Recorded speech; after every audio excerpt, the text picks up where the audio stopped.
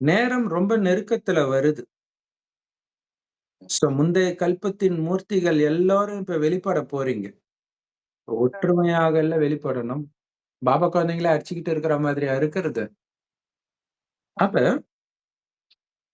அன்புன்ற ஒரு விரலை கொடுப்பதன் மூலமாக அனைத்து பிரச்சனைகளையும் தீர்வு சொரூபமா நீங்க மாத்தணும்.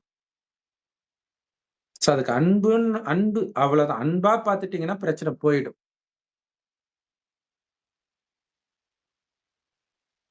மனதுனால வரக்கூடிய பிரச்சனைகள், உடம்புனால வரக்கூடிய பிரச்சனைகள், வாயு மண்டலத்தினால வரக்கூடிய பிரச்சனைகள், அல்லது மற்ற பிரச்சனைகள் மலை மாதிரி இருக்குது இல்லையா?